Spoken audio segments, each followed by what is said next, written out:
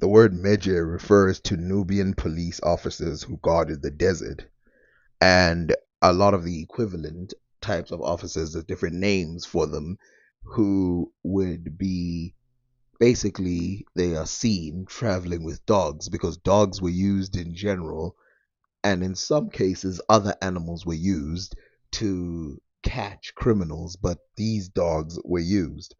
Now, obviously, they're not as big as this picture would lead you to believe, but they had leashes and everything, just like random dogs. And you can see this man, who's an official, holding some staff. He is responsible for crooks. What you can see in other images, and including this one, is that these dogs are kind of stocky, short, with pointed ears and a curved tail. This is typical of a certain type of dog found in Africa. Now, we would expect if ancient Egyptians came from elsewhere that they would come with the dog breeds that were developed outside of Africa, from wolf to dog and then into Egypt. But we don't see that. We actually see them with an African breed as their majority animal.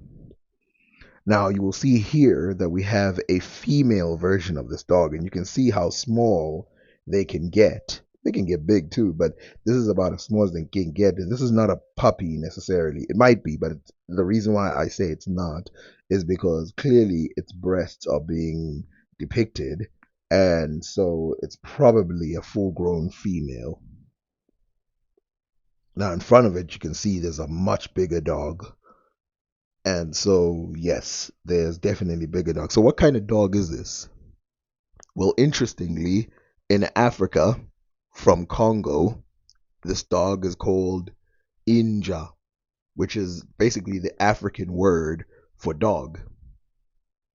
And it's called Imbwa in Swahili, and it's called Iwa in ancient Egypt. You can see here that it's depicted as very thin, but I assure you it's not this thin. In fact, this is what it looks like.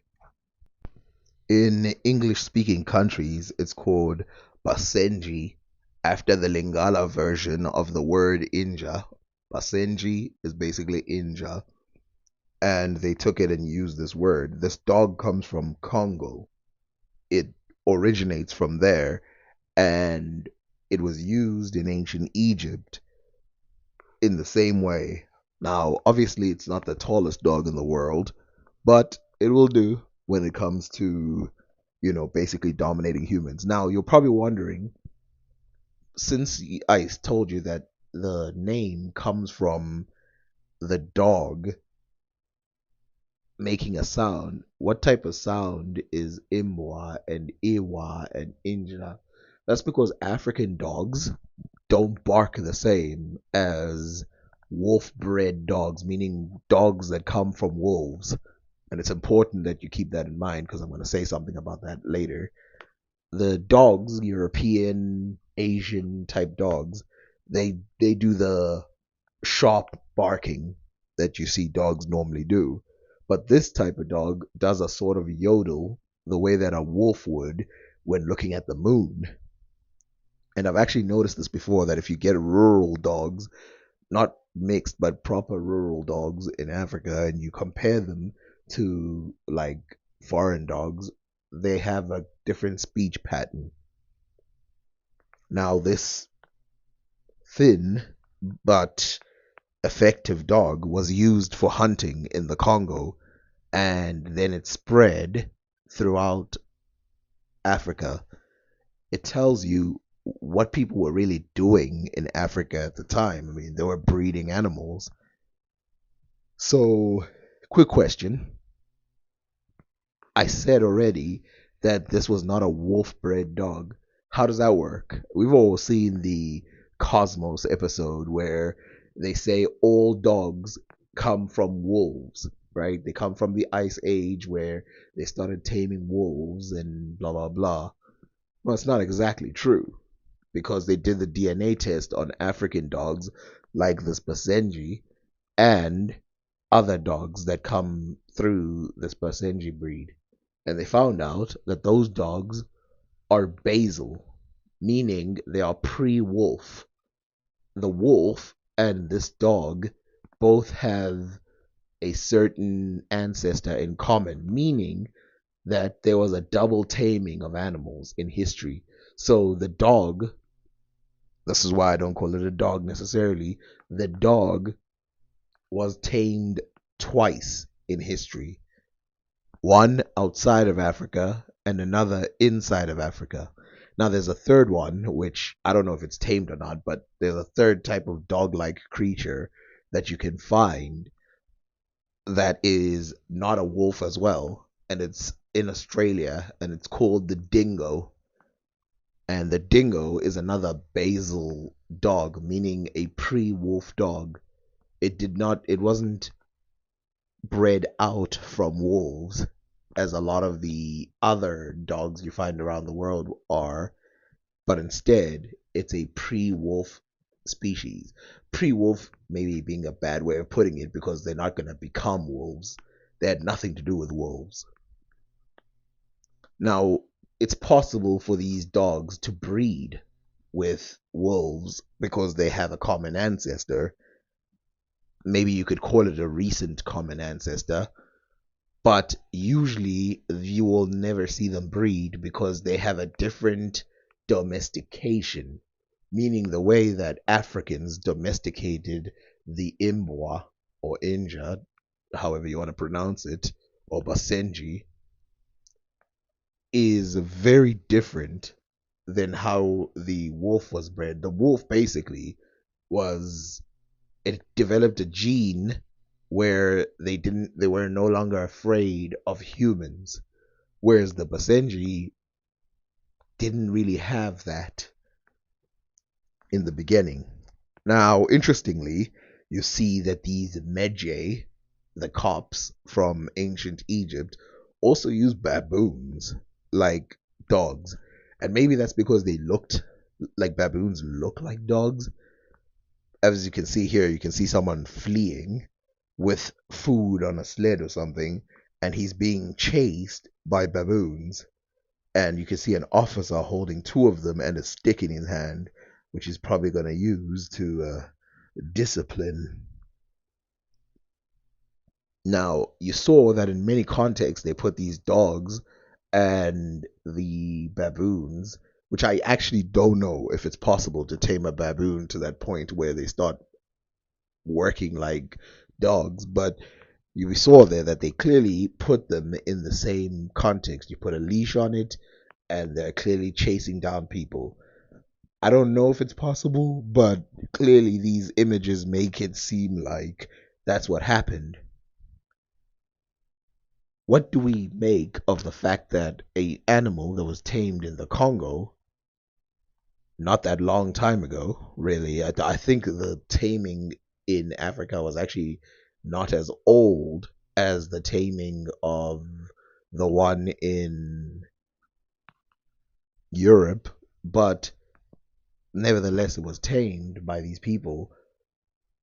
That means that there must have been a transfer at one point to the other. And this is probably why the entire African continent uses the name dog the way that it's used in the Congo. Like, for example, if you look at West Africa, I forgot if it's Igbo or if it's Hausa, but one of them has the word Imbwa for dog, the same name that's used in the Congo.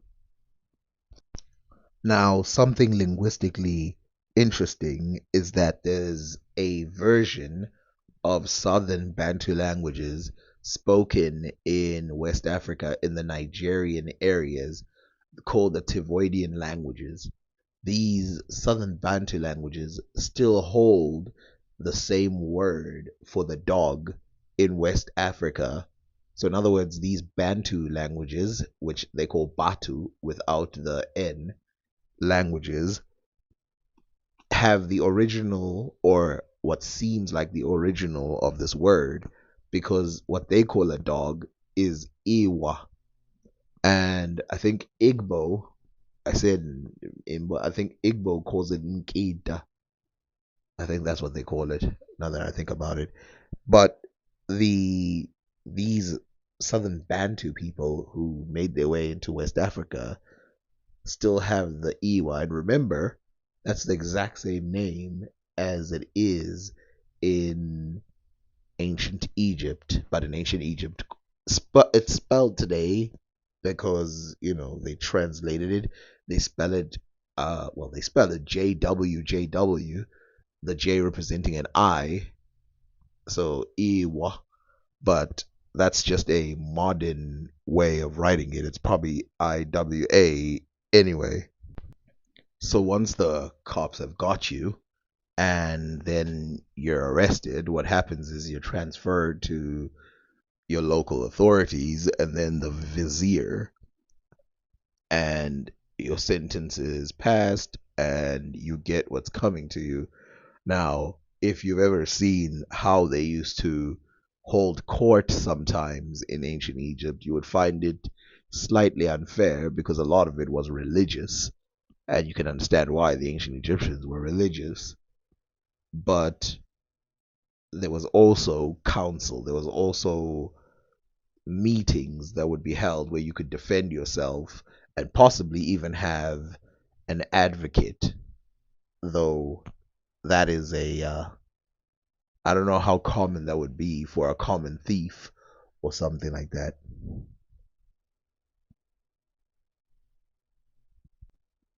One of the first times I heard these animals being mentioned in, I'll call it mainstream media, was when Ken Ham, the Christian apologist, mentioned it, talking about kinds. He tried to say that evolution doesn't exist because there is no such thing as evolution between specific dogs, but instead they're different kinds as stated in the Bible. Now, obviously, this is kind of a ridiculous argument, but his point that he made was still kind of backed up by real life because at that time, a lot of scientists who had never really seen the updated evidence thought that all dog breeds basically came from the wolf, which is not real. The wolf, though being one of those spreaders of domestic dogs, did not bring forth the Imbwa. And he said that at the time and used geneticists' evidence who said, and they confirmed this 100%, not 100%, but a large percent, that there is no way that that dog came from the wolf, shutting down this theory. Now, what Ken Ham didn't tell the audience, because he had an agenda, was that the same geneticists found that the dog was basally related to the wolf, meaning that the wolf and this African dog had a common ancestor, and so evolution still stands. So why do I believe that the word Iwa is older than Imbwa or Inja? Well, it has to do with the fact that this dog makes that noise, and that's where that name comes from. And the noise sounds something like this.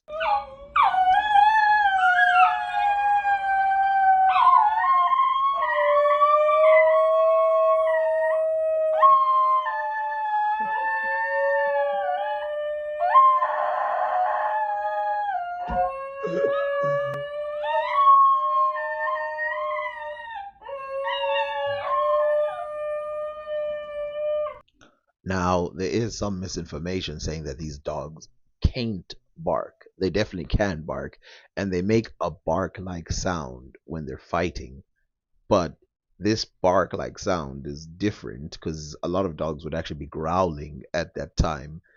This bark like sound is usually for, fighting. But if you notice, most dogs use the bark for communication of some kind.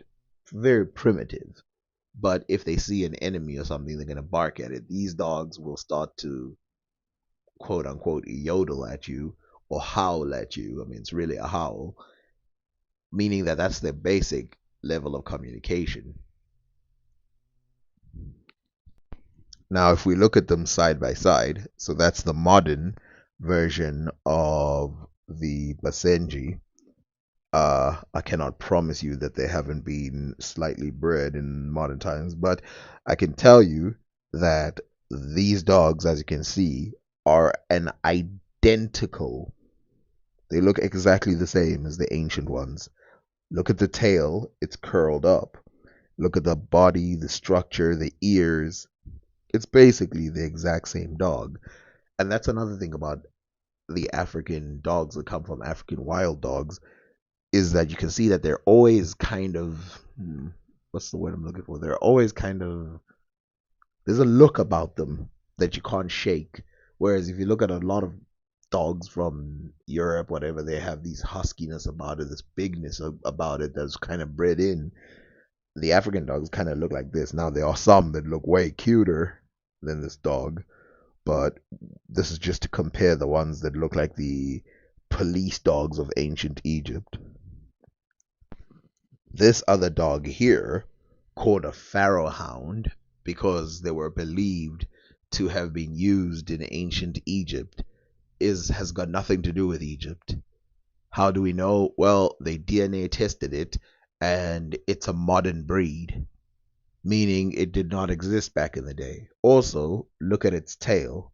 This tail is more common with other dogs elsewhere. And you can see there that, by the way, almost every dog in ancient Egypt has got this small curled tail, which, like I showed you with the Imbwa, all of them sort of look like that. They have that small curled tail. Now, there are some who have a different tail, but that has to do with something else. But most of them have that curled tail, especially if you're talking about that specific breed called Basenji. But they do look alike otherwise, which is why it was kind of understandable that they thought that this dog would be the same as the other one, as the ancient Egyptian one, but it's not. This brings me to Anubis. We all know that Anubis has a dog face, and he has been portrayed fully as a dog before. But is Anubis a Basenji? Well, a couple reasons why he's probably not. One, clearly he does not represent something positive, whereas the Basenjis did. The Basenjis are kind of order, while Anubis is chaos. But there's even deeper evidence to this.